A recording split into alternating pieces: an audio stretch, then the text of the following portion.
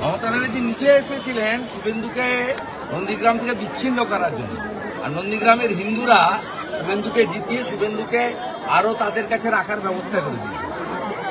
অর্থাৎ তৃণমূলের মমতা ব্যানার্জি নেই। আমি চাইবো 26-এর ভোটে মমতা ব্যানার্জি নন্দীগ্রামে আবার লড়ুন। তৃণমূলের সবচেয়ে বড়, এবং ওরা বলে, আমি বলি এটা চোরেদের অস্ত্র। তৃণমূলের সবচেয়ে বড় অস্ত্র, যার দাঁত কেলানো ছবি দিয়ে সব জায়গায় প্রচার করা হয়, আর যার অনুপ্রেরণায় আলিপুর চিড়িয়াখানাতে সিংহ শাবকও জন্মগ্রহণ করে। তিনি এখানে একবার হেরেছেন, আরেকবার আসেন। আমি 1956 সঙ্গে আরেকটা শূন্য লাগিয়ে 20,000 ভোটে হারান।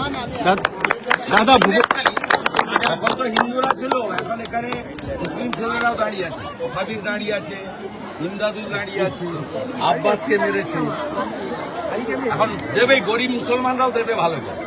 বাড়ি হয়েছে সুফিয়ানের, বাড়ি হয়েছে সাউদ্দিনের, চাকরি হয়েছে শামসুলের, সাধারণ লোকের কিছু হয়নি।